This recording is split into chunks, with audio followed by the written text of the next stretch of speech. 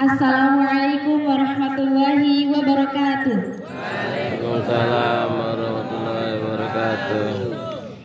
Sebelumnya, saya akan memperkenalkan diri terlebih dahulu. Perkenalkan, nama saya Intan Nur Syahbaratin, alumni SMK Negeri 1 Dompu, lulusan tahun 2020 dari jurusan OTKP.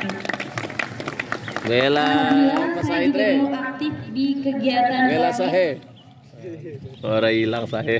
di masa kepengurusan tahun 2019-2020. Sebelumnya teman-teman bisa manggil Intan atau Kak Intan aja, karena sebenarnya belum ustazah, masih belajar.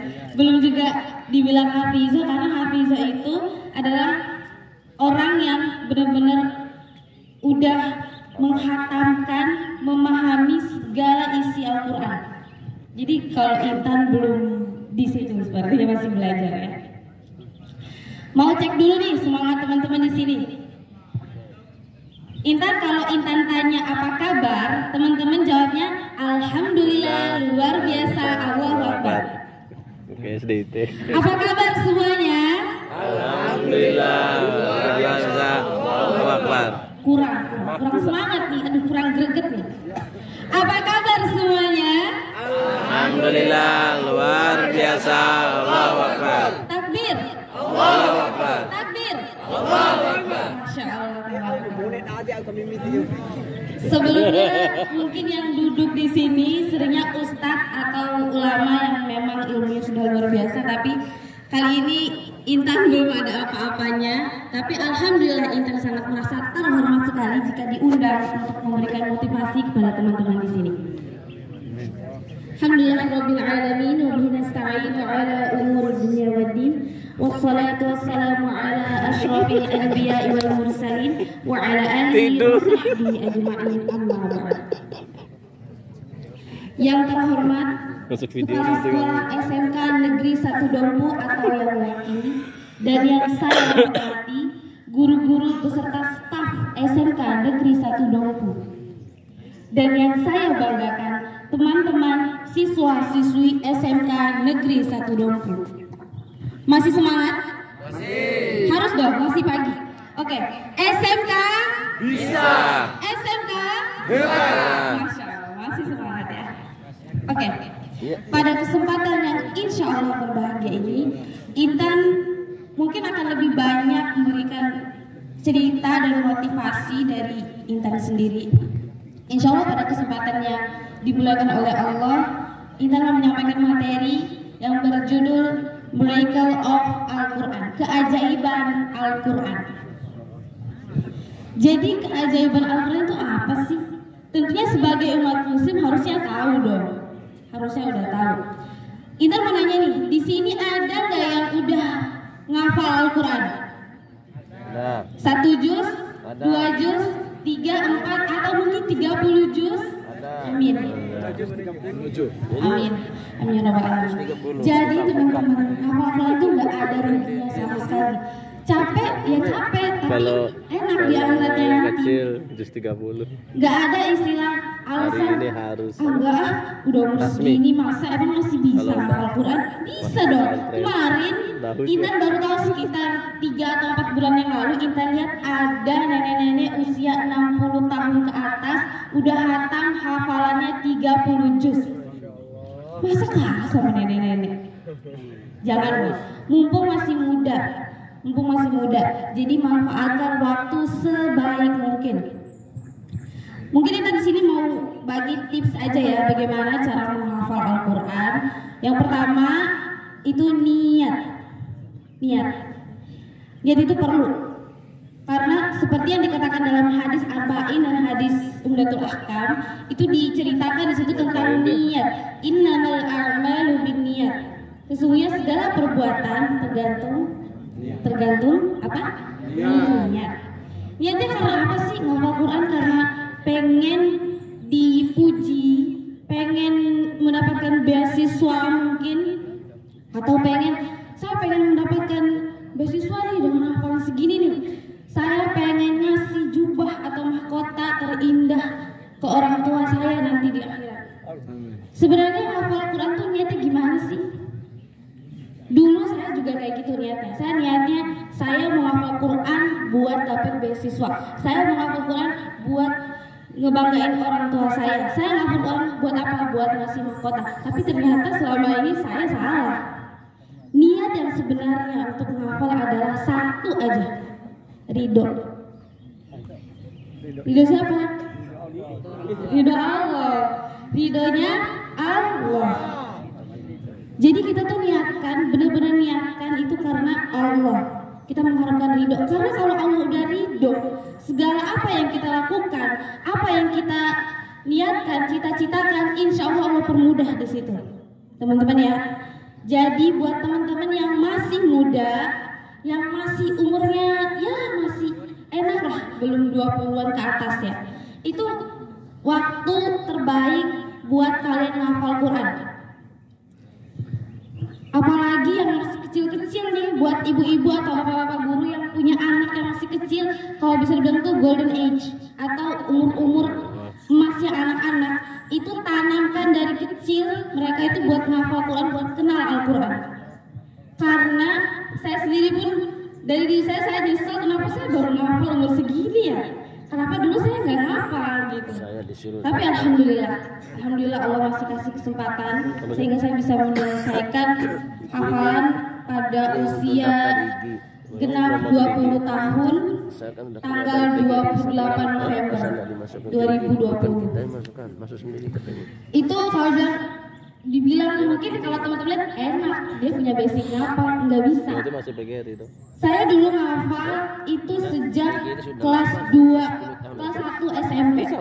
Tapi niatnya pengen selesai itu kelas 2. Jadi kalau kelas 1 itu kayak ya udahlah, sekedar ngafal ngikutin sekolah doang gitu. Belum ada niatan pengen selesai, belum. Itu ya teman-teman, yang pertama niat. Mungkin Intan mau sedikit cerita nih. Semoga waktunya cukup. Insya Allah cukup. Jadi pertama, ini tuh Intan nggak ada niatan pengen hafal Quran. Cuma niatnya dulu pengen masuk pondok aja. Pengen jadi anak pondok, udah pengen jadi anak pondok, pengen jadi lebih baik, pengen belajar agama, udah.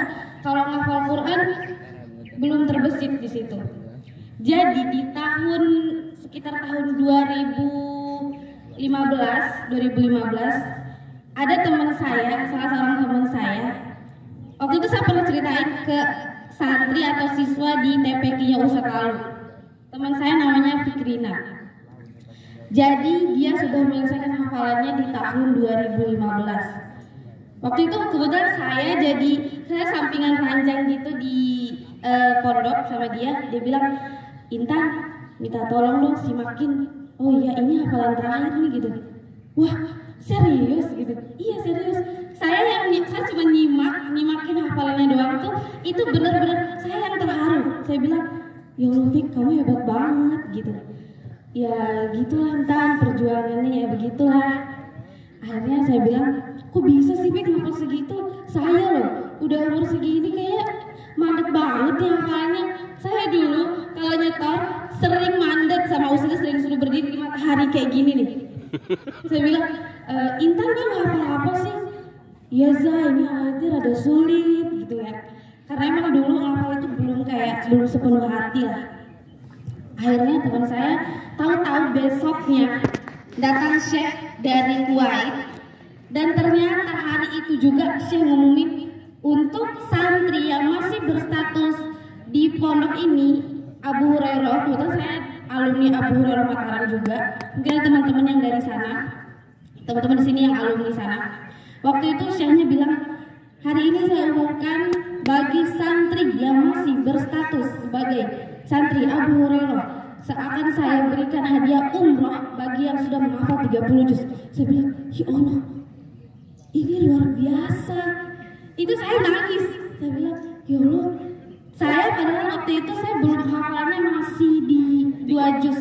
Itu hafalan saya masih di juz 29. Saya bilang, ya Allah pengen gitu ya. Pengennya tuh pengen umroh, pengen hafal. Akhirnya saya telepon, kemudian di hari penjemuran saya ditelepon oleh ibu saya. Saya ceritakan teman saya itu, tahu nggak nih? Intan punya temen nih, Dari itu? namanya ini. Oh, ini Dia itu dari udah sana, hafal bawaan dari 30 juz. pabriknya. Saya kaget. Mama saya Kira nangis. bersihin. Saya bilang, loh mama kok nangis gitu. Tiba-tiba mama saya bilang gini, kapan ya anak saya kayak gitu? Pengen deh anak mama kayak gitu. Terus saya bilang, saya terkutuk hatinya dari situ. Ketika ibu saya bilang, mama pengen anaknya kayak gitu. Ya Allah mah, Bismillah doain ya mah gitu. Ini Intan di sini semoga 6 tahun ke depan Intan bisa selesai nih. Karena emang niatnya di pondok itu sampai tamat SMA. Tapi qadarullah ternyata rezekinya di SMK. Jadi di situ Intan selesai dari pondok kelas 3 SMP. Bawa hafalan tuh ya masih dikit gitu. Bawa hafalan segitu-gitu aja. Akhirnya masuk SMK ketemulah sama Ustadz yang luar biasa yaitu Ustadz Lalu Masrin. Dari situ Intan juga termotivasi banget. Karena yang pertama menarik Intan ke Rohis itu Ustadz Lalu. Ustadz bilang, saya dengar ada murid baru nih gitu dari pondok. Oh iya Ustadz, nanti masuk Rohis ya gitu. Oh iya masuk Rohis. Akhirnya tuh first time saya masuk berdiri di depan langsung cerita ke teman-teman, ke kakak kelas, adik kelas. Itu tuh saya bilang ini ngomong apa ya? Saya bingung ngomong apa ya gitu. Kasih motivasi aja. Oh ya udah deh, asal keluar aja gitu. Akhirnya setelah itu 3 tahun di SMK itu saya termasuk orang yang jahat. Karena saya tidak menambah hafalan saya cuma murojaah, itu pun murojaah sendiri aja gitu. Nggak ada yang nyimakin, nggak ada yang bantuin tesin gitu, nggak ada. Bener-bener kalau istilahnya single fighter lah ya, single fighter, bener-bener berusaha berjuang untuk Al-Quran itu sendiri, nggak ada pendamping, nggak ada pembimbing, karena emang guru ngaji itu cukup jauh dan saya cukup sulit di kendaraan. Jadi ya setiap ustadz lalu nanyain, Intan hafalnya udah berapa nih? Ya segitu aja ustadz gitu. Intan hafalnya berapa nih? Pokoknya 3 tahun itu selama di SMK, 2 tahun lebih di SMK, itu ustadz selalu ngasih pertanyaan yang sama dan saya juga jawabannya sama, masih stuck di situ aja. Saya bilang nih, kok saya nggak nambah-nambah ya hafalannya. Akhirnya saya ingat dengan keinginan dan mimpi ibu saya pengen anaknya ngafal 30 juz.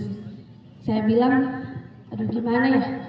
Gimana caranya saya wujudin mimpi orang tua saya? Gimana caranya saya wujudin walaupun saya udah gak di pondok?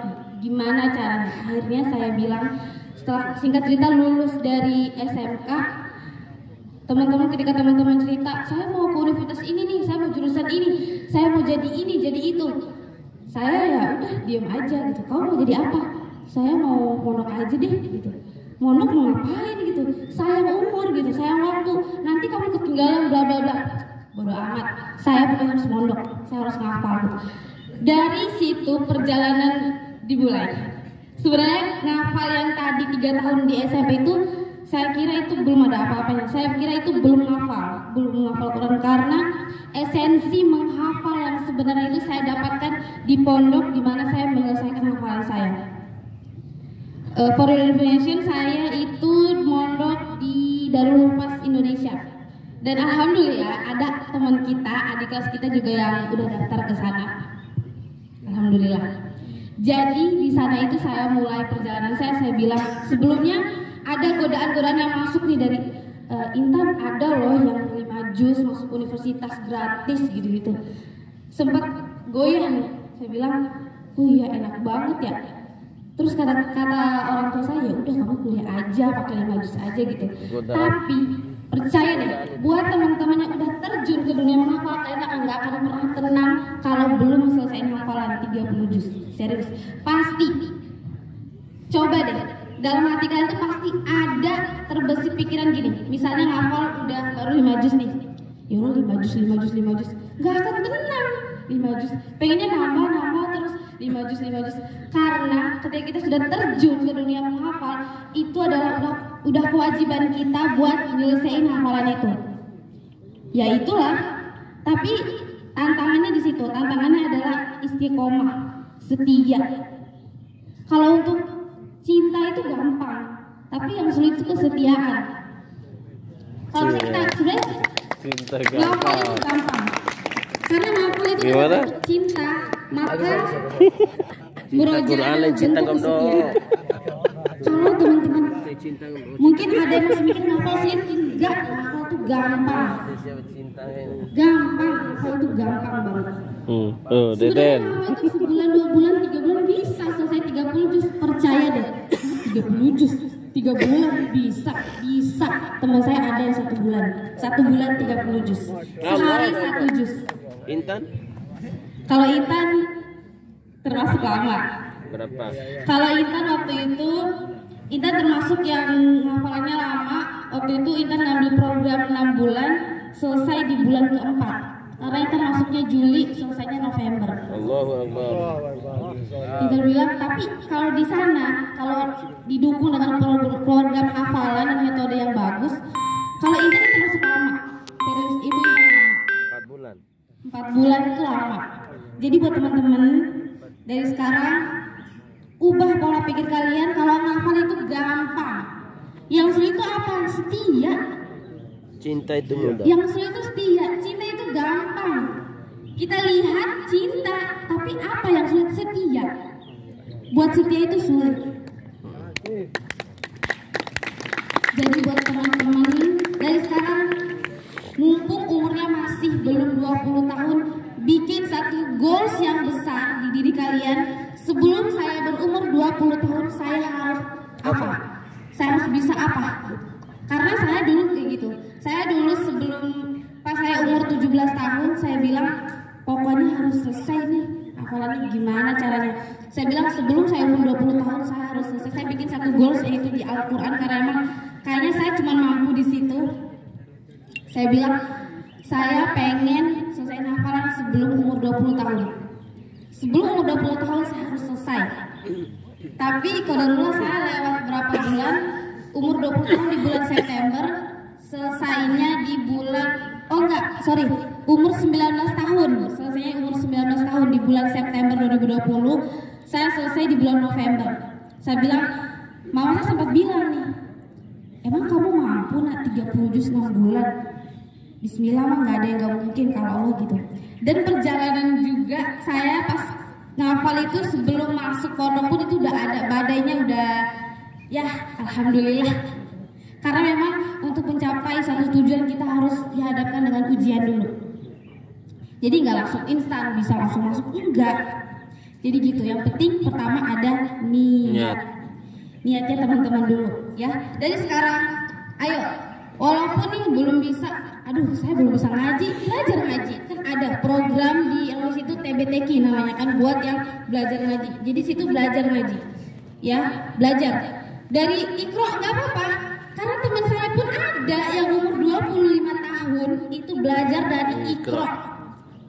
Belajar dari Iqra, itu teman seperjuangan waktu di pondok. Belajar dari Iqra. Masa umurnya masih teenagers gini masih nggak mau gitu. Sayang banget. Karena saya juga mikir, saya bisa apa? Saya bisa ngasih apa ke orang tua saya gitu. Saya belum bisa apa-apa. Ya udah. Dengan cara itu saya suruh landscape. Mungkin landscape kan gini. Karena kalau orang potret tua, kan gini kan. Benar, kalau orang tua nggak mengharapkan uang dari anaknya, enggak, tapi satu bakti, tunjukkan hasil dari jerih payah mereka. Udah itu aja. Itu tuh udah membayar rasa apa ya istilahnya tuh, rasa penatnya mereka gitu. Lihat anaknya sukses, anaknya jadi orang hebat, itu satu kebanggaan buat orang tua. Karena orang tua nggak minta, nah kamu kalau udah gede kerja yang giat ya kasih saya duit, enggak. Orang tua cuma minta satu, hasil bakti kalian tuh gimana sih setelah orang tua udah berjuang, bersusah payah, kerja panas-panasan dan lain sebagainya, itu buat nyekolahin kalian, buat memberikan pendidikan terbaik buat anak-anaknya. Itu tuh kalian tinggal ngasih apa? Hasil, udah. Cuman itu yang orang tua mau, hasil. Jadi buat teman-teman, mumpung masih muda, manfaatkan itu. Mumpung masih muda, orang tua masih lengkap.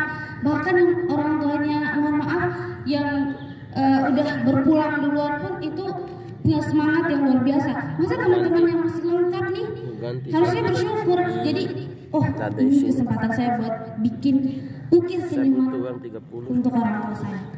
Kayak gitu. Buat? Jadi teman-teman dari sekarang harus semangat. Yang pertama apa tadi? Niat. Yang kedua apa? Yang kedua sebelumnya pernah saya sampaikan di Rohis. Kemauan. Yang kedua apa? Yang kedua itu ikhtiar, usaha. Usahanya apa? Banyak.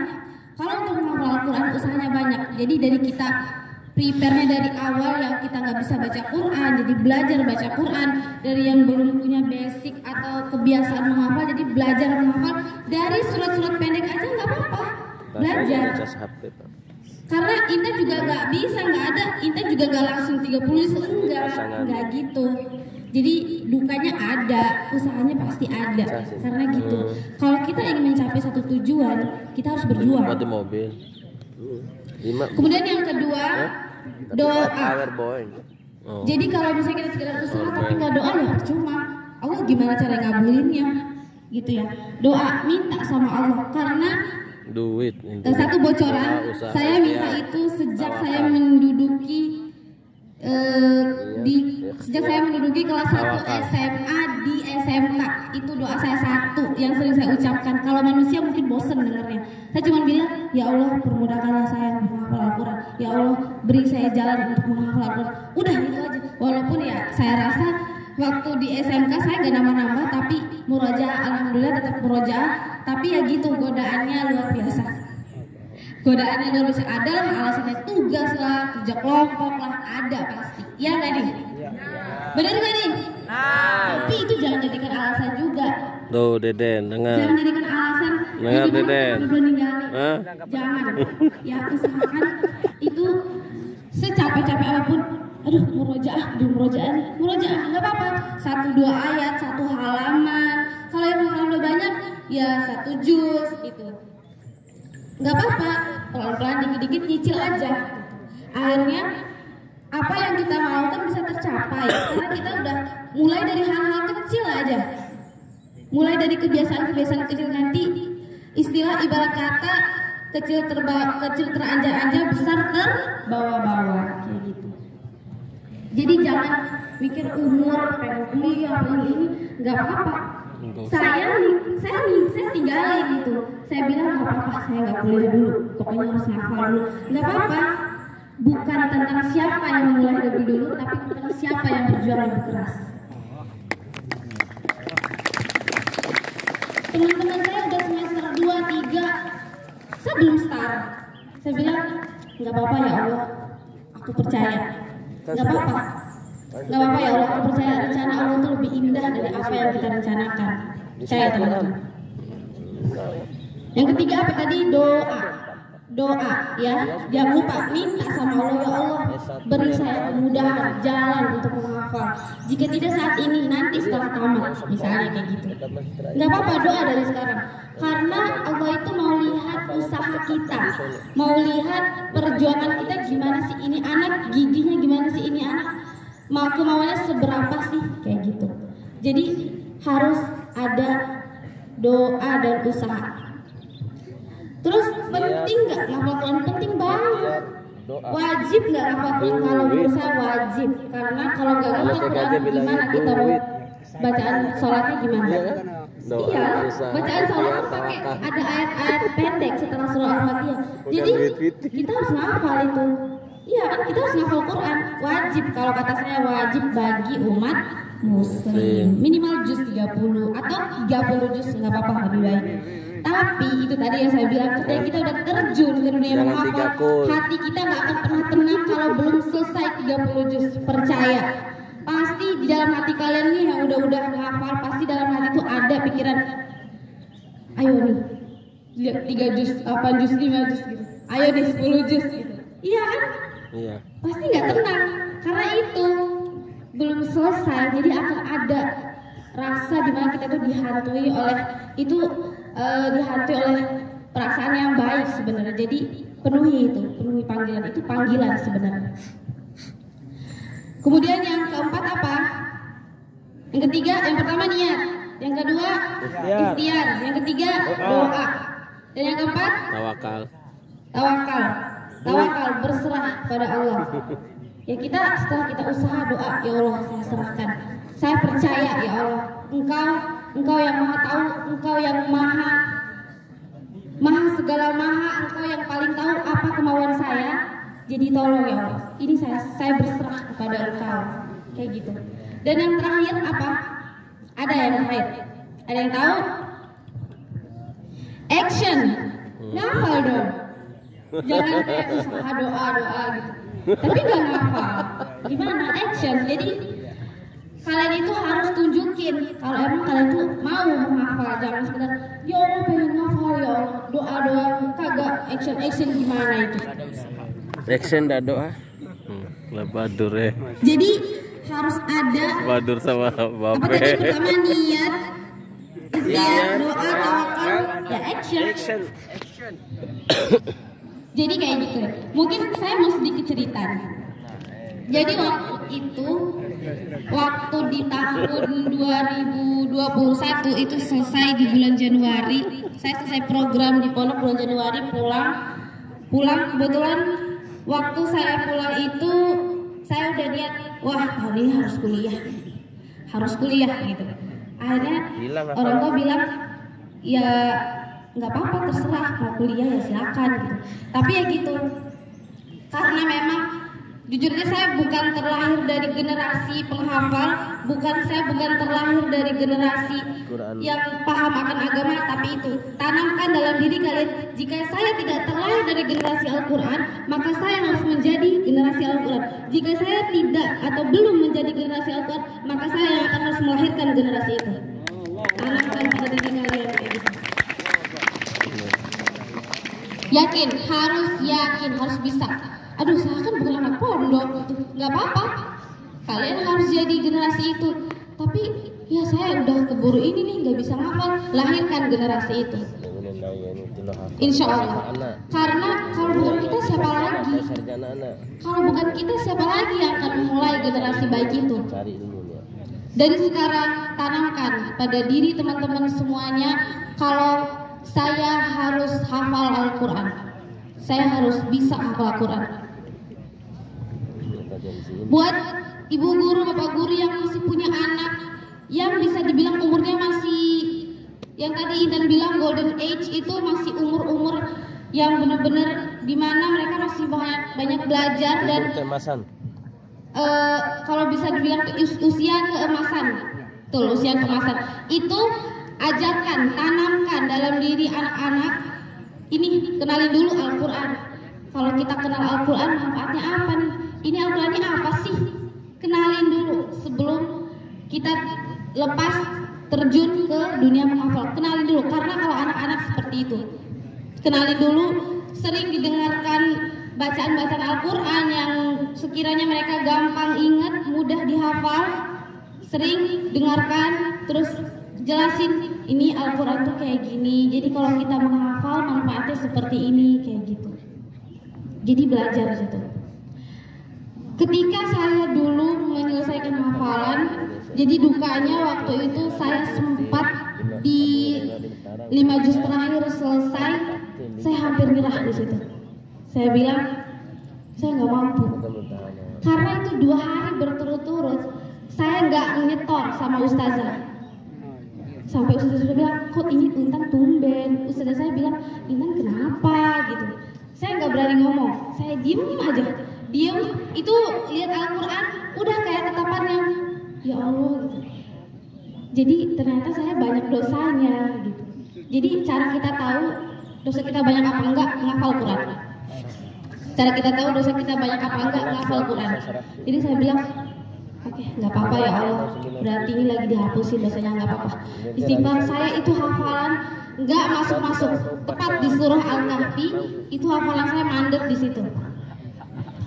Surat Al-Kahfi terakhir masuk ke surah Maryam, terus Toha itu dimana ujiannya, ya Allah, masya Allah luar biasa. Sampai saya sempat telepon ke orang tua saya bilang ke mama, Ma, ini tinggal sekian juz nih.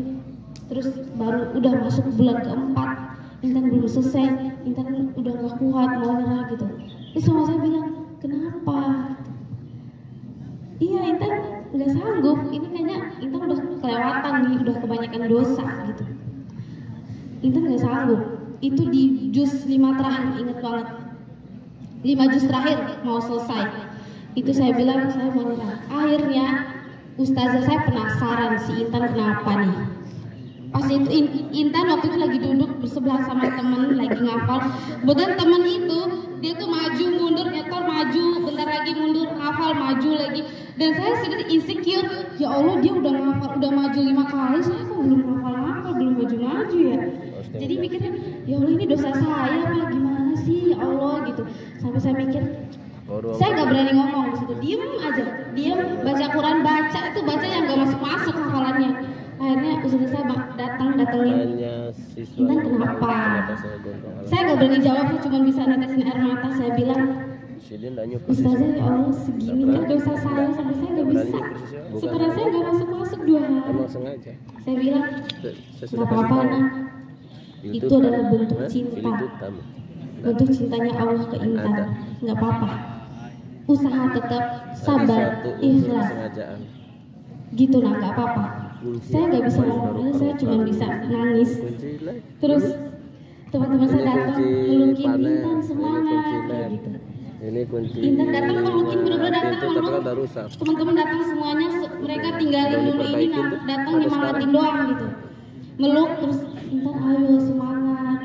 Saya bilang saya nggak berani, saya nggak bisa ngomong saat itu. Saya cuma bisa nangis. 2 hari nggak nyetor itu malu banget, malu. Terus saya bilang ya Allah berarti dosa saya banyak, nggak apa-apa, ikhlas. Jadi kata ustazah saya itu tuh esensi menghafal.